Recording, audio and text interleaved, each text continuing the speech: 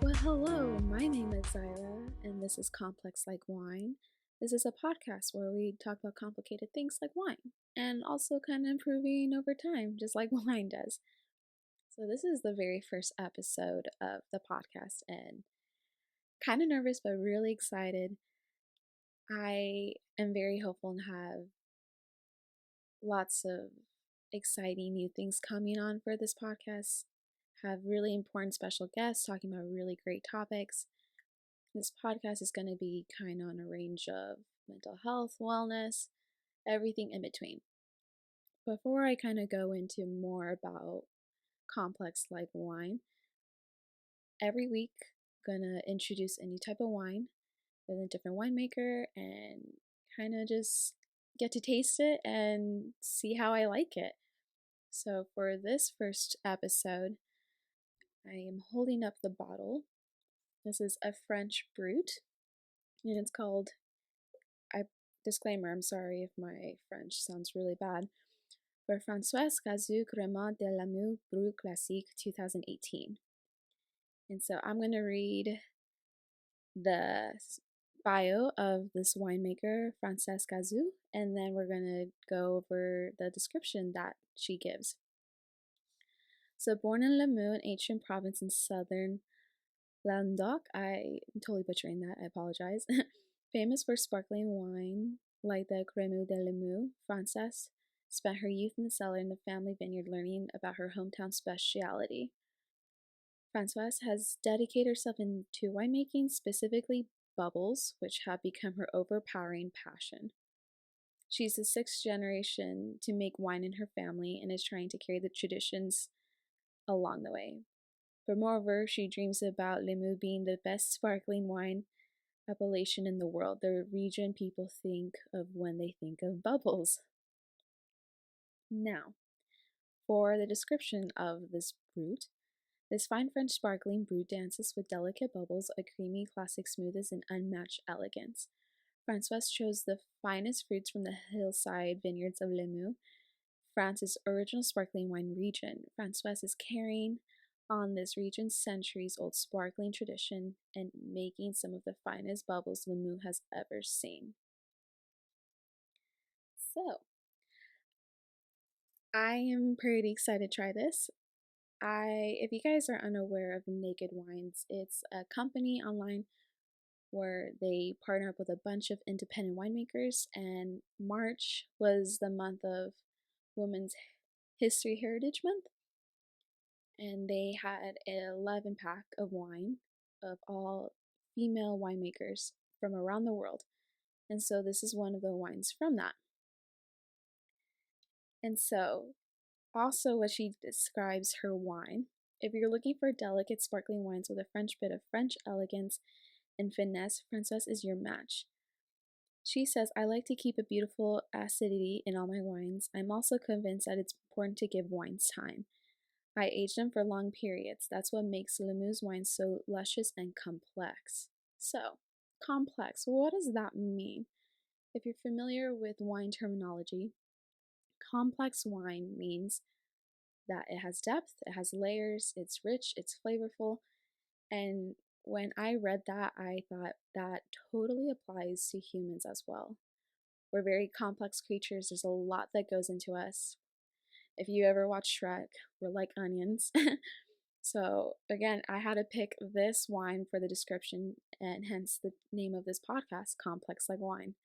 So, I'm going to go ahead and try this and see how this brut is.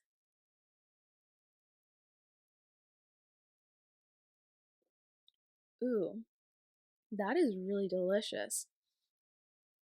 I'm personally more of a red type of girl, but this is really good. Very fresh. I would definitely drink this for brunch. Maybe if you're into mixing fruits with oranges, like some type of mimosa. But this is really delicious. Definitely creamy and very smooth, just like the description says. I'm gonna have another sip before I continue talking.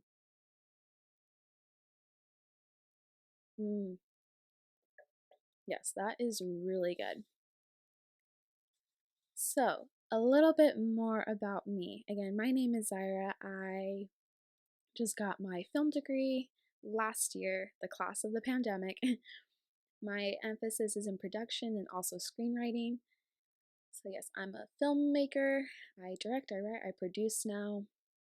I am now doing this podcast. I'm an artist. I am a really mediocre trying to learn DJ, if you want to call it that. Anything basically artistic, that's what I love doing. If you needed help with math, I am not the girl. You are going to fail, I promise you. But, so what inspired me to make this podcast? I think there's a lot of conversations that have not been had and are not being had, especially within my peer group. And I thought it would be very important to create a safe space to allow that to happen. If you guys are familiar with the app Clubhouse, for those of you that are not, quick description. It's basically international phone calls with anyone from around the world, and you can have different rooms and talk to different people on calls. You can have specific topics going on. It can be open discussion. People can talk, people can just listen. It's pretty interesting. It's kind of the new way to network.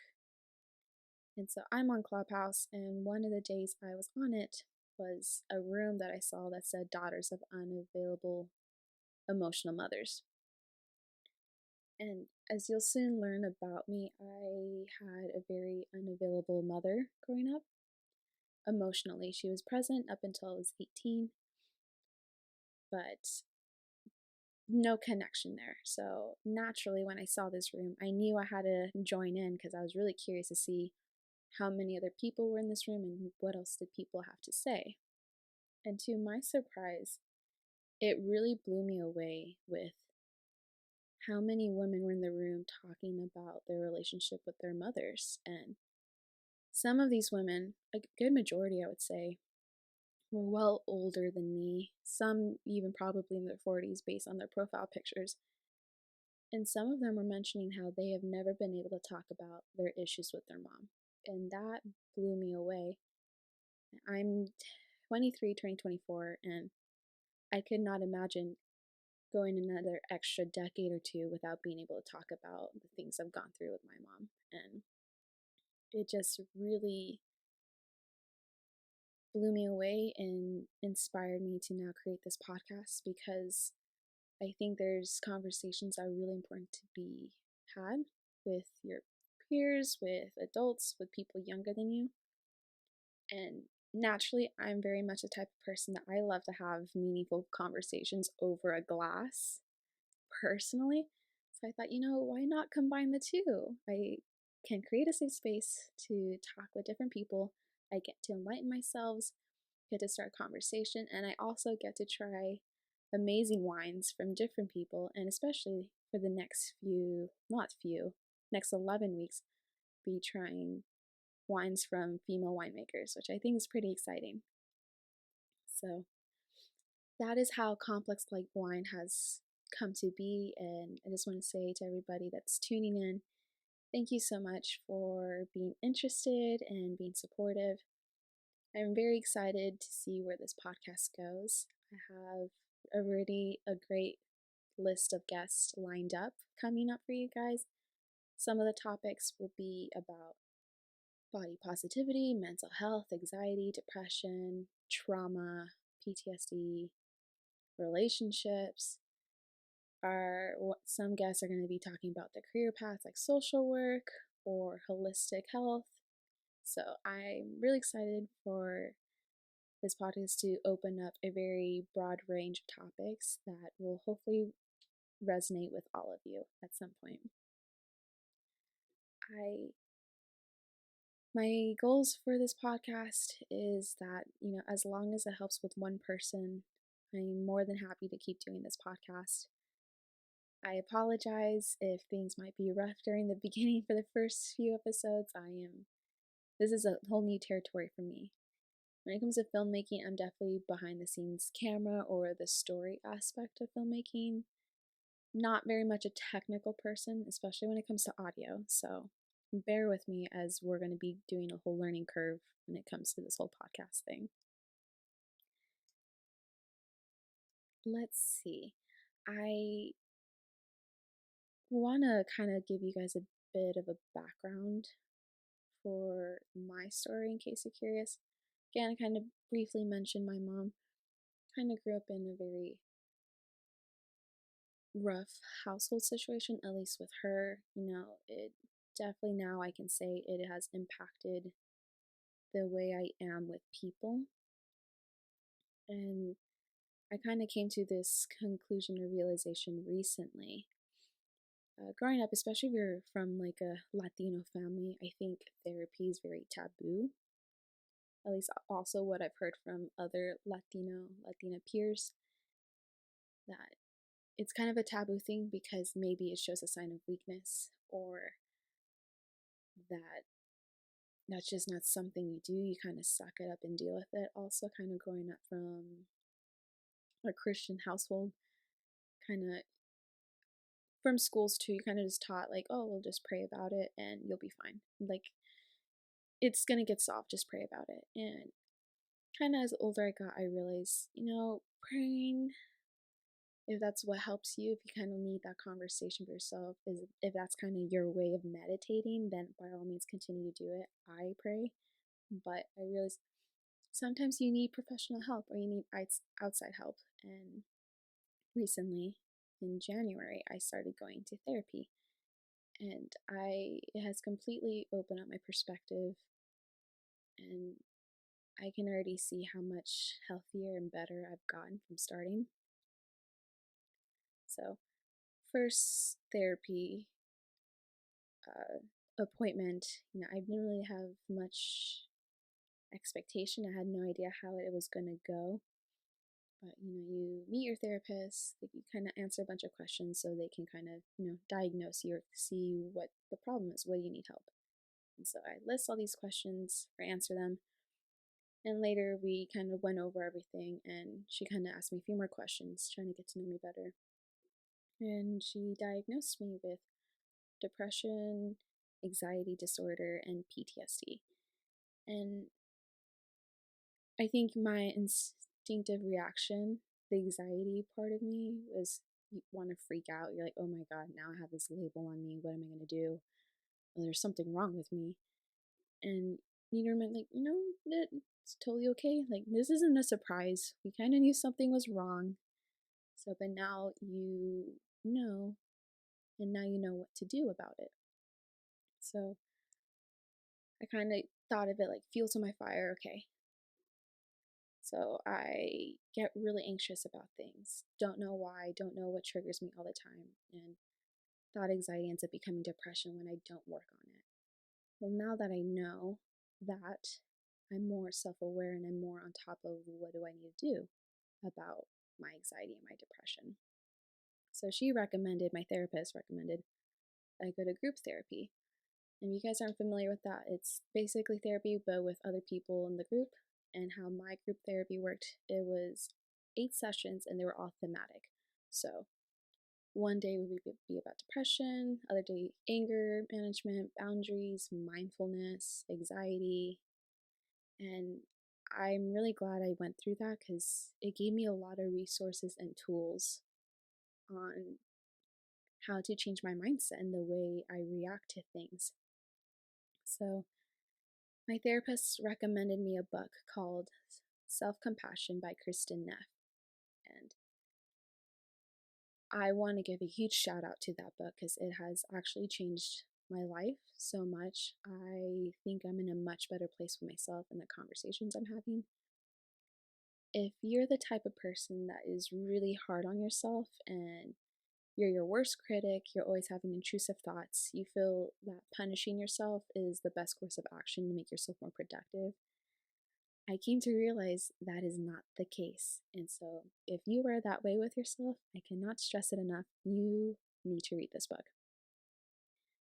There's a lot of great exercises that she puts in the book, a lot of tangible things that you can start doing. And I have started doing that with myself, and I've already realized how much of an impact that's made into myself, with my relationships, and just my overall motivation to do things. I'm reading more. I'm now starting this podcast. I'm not as anxious all the time, or at least not as severely. And I'm very thankful for that book and that therapist. And so, I guess this first episode is just to kind of open up, share where I am in my mental health wellness journey, and kind of break that tabooness that there might still be with people that haven't gone to therapy, that, it's totally okay. There's nothing wrong with going. I actually really enjoy it because it's kind of nice that there's somebody there that has to listen to me, but also can give me really great feedback and tools of what I can do to make myself feel better. So I just wanted to share open. Again, some of these episodes on this podcast might be very vulnerable, and the only reason me and my guests might be putting ourselves out there is because it's a way to bring awareness, and also us being self-aware and realizing that these are conversations that need to be had. And at least for me personally, these are some conversations I wish I was able to have when I was younger.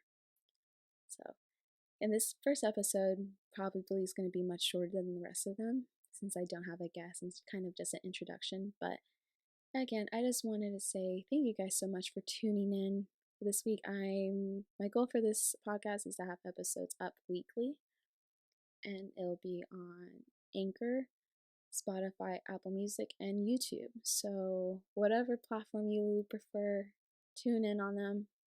If you want to watch me and my guests, YouTube might be the best way for you to do that.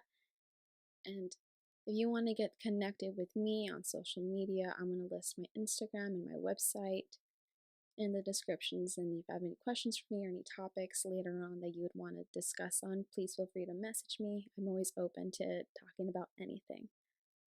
Again, this podcast is complex like wine. I'm going to have another sip of this root. Very excited to try all these new wines. Well, again, thank you so much, and we'll see you next week.